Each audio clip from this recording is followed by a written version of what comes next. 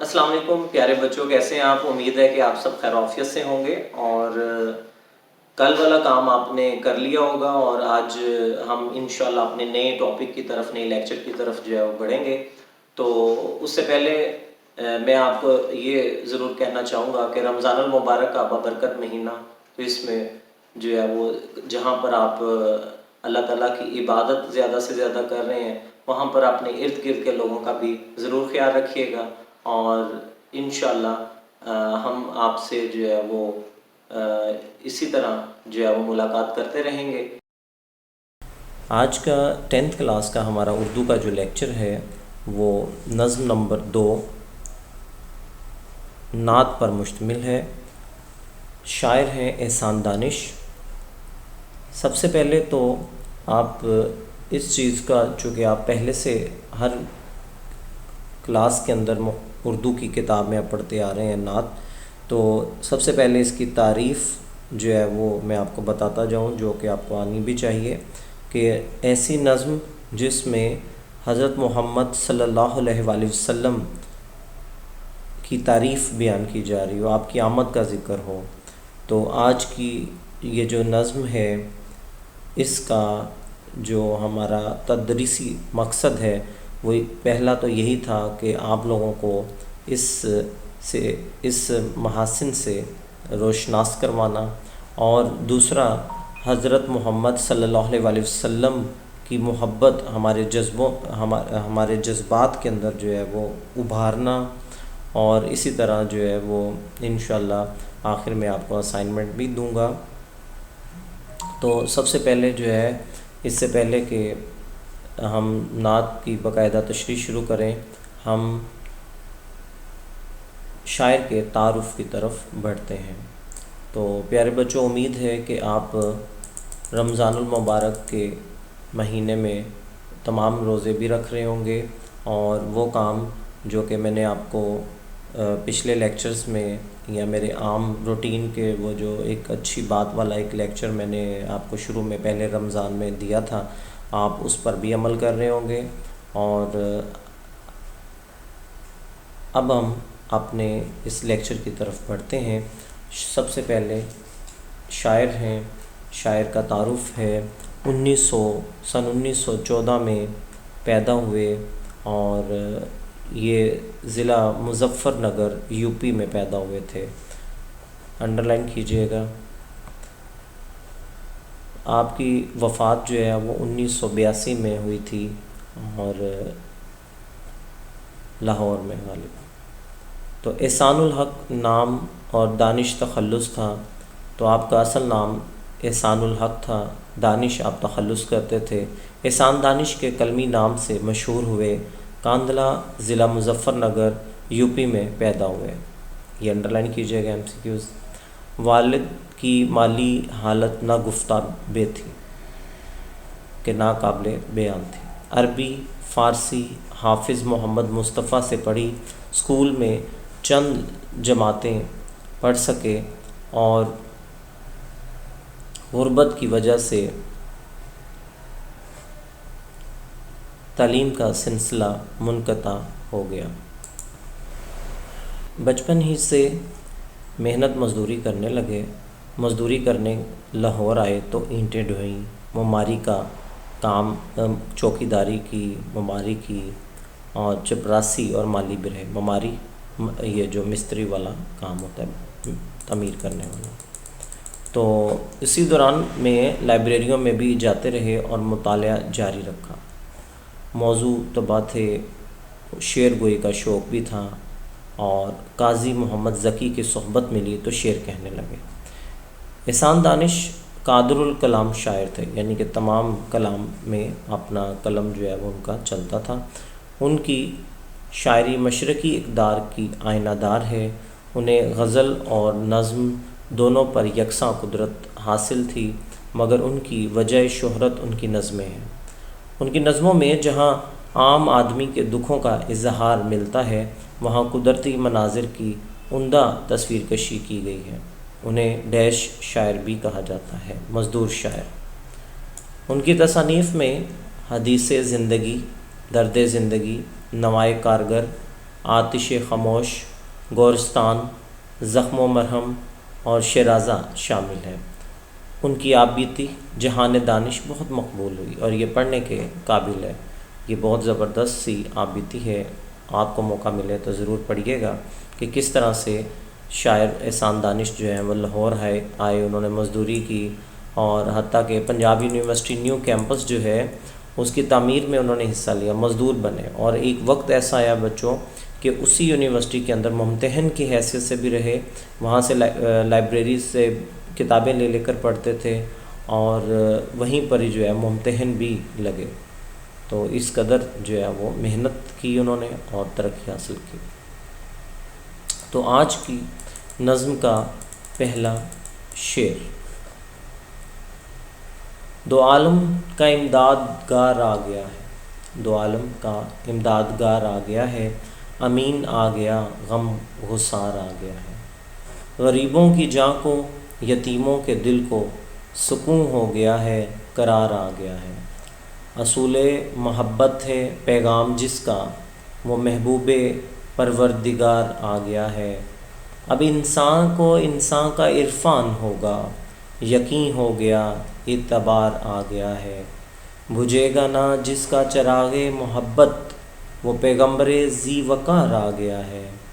زمانے کو اب اپنی منزل مبارک، زمانے کو اب اپنی منزل مبارک کہ ایک خضر صد رہ گزار آ گیا ہے۔ تو یہ تھی آج کی نظم۔ اب ہم باقاعدہ ایک ایک شعر اور اس کی تشریح کی طرف بڑھتے ہیں۔ تو پہلا شعر جو ہے یہ میں بتاتا جاؤں کہ آپ سٹارز اردو نوٹس جو ہے میرے لکھے ہوئے 10th کلاس کے، اس سے بھی مستفید ہو سکتے ہیں، اور اس کا پیج نمبر جو ہے اس نظم کا وہ 90 ہے، 90۔ تو پہلا شعر کہ دو عالم کا امدادگار آ گیا ہے، امین آ گیا، غم گسار آ گیا ہے۔ تو نظم کا عنوان جیسا کہ آپ کو علم ہے، نعت، اور شاعر کا نام ہے احسان دانش، تو اس کا مفہوم کچھ یوں بنے گا کہ دونوں جہاں کا مددگار اور غم گسار آ گیا ہے۔ تو تشریح طلب اس شعر میں احسان دانش اصل میں آپ صلی اللہ علیہ وسلم کی پیدائش کا ذکر کرتے ہوئے کہتے ہیں کہ آپ صلی اللہ علیہ وسلم دونوں عالم میں ہمارے مددگار ہیں۔ ایک یہ دنیا ہے جو فانی ہے، اور دوسری آخرت کی دنیا جو ہمیشہ رہنے والی ہے۔ آپ صلی اللہ علیہ وسلم نے اس دنیا میں اسلام کے اصولوں سے روشنائی کروا کر ہماری مدد کی، اور بتایا کہ ہم دنیا میں کس طرح زندگی کو بسر کر سکتے ہیں، دین کیا ہے، اور اس طرح اس پر عمل کر کے ہم اپنی آخری دنیا کو سنوار سکتے ہیں، کیسے سنوار سکتے ہیں، اور پھر آخرت میں بھی آپ صلی اللہ علیہ وسلم اپنی امت کی شفاعت فرمائیں گے۔ لیکن آپ صلی اللہ علیہ وسلم کی شفاعت حاصل کرنے کے لیے ہمیں آپ صلی اللہ علیہ وسلم کے امتی ہونے کا حق ادا کرنا ہوگا۔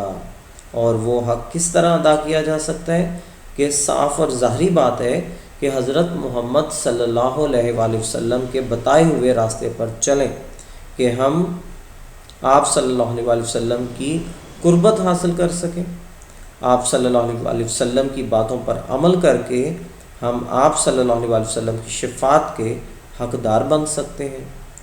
تو قرآن مجید میں اللہ تعالیٰ نے ارشاد فرمایا ترجمہ کہ اور ہم نے آپ صلی اللہ علیہ وآلہ وسلم کو تمام جہانوں کے لیے رحمت بنا کر بھیجا۔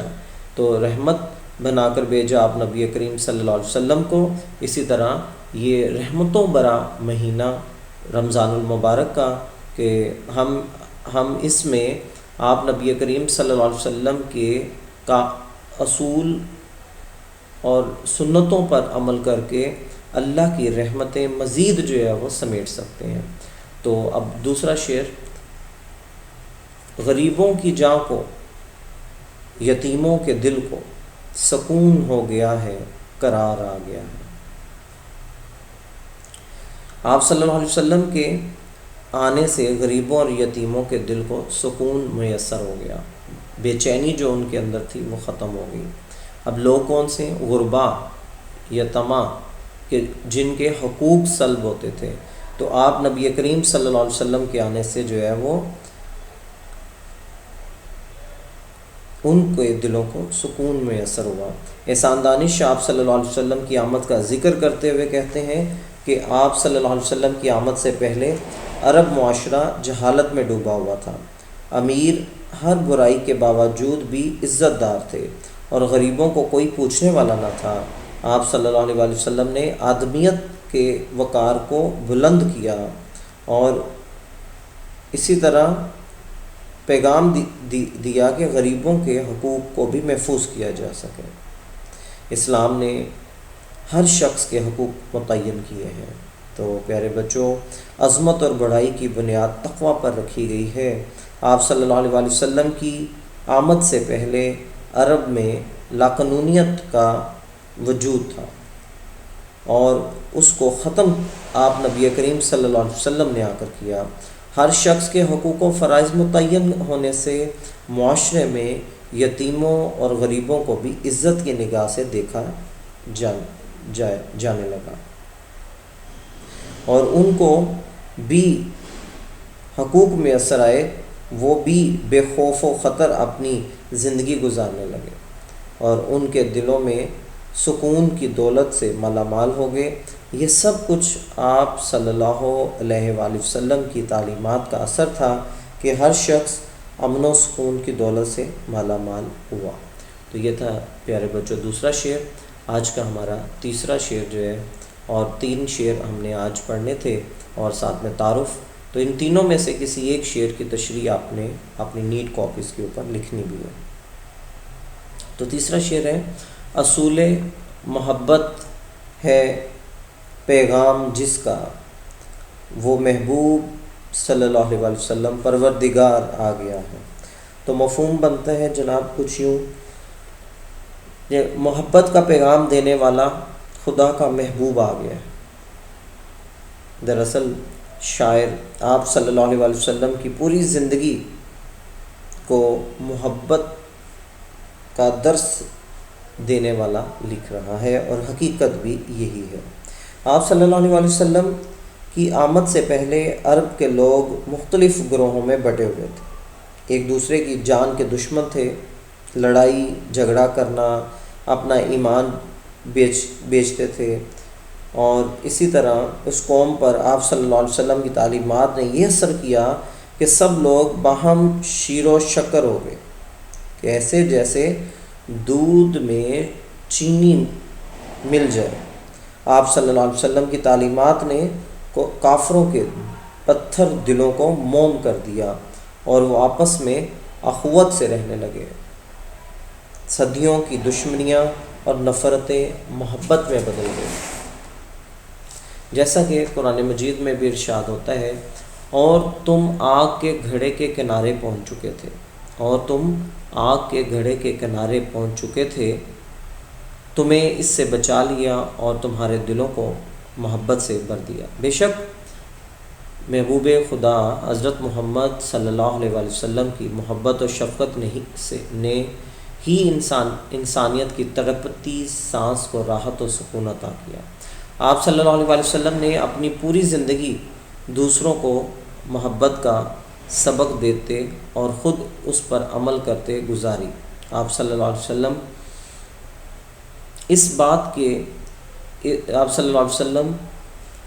اس بات کی جتنی جیتی جاگتی تفسیر تھی کہ کرو مہربانی تم اہل زمین پر، کرو مہربانی تم اہل زمین پر، خدا مہرباں ہوگا عرش بری پر۔ تو اسی شعر کے ساتھ جو ہے وہ مجھے محمد امین کو اجازت دیجیے، انشاءاللہ اگلے لیکچر میں آپ سے پھر ملاقات ہوگی۔ تب تک کے لیے اللہ حافظ۔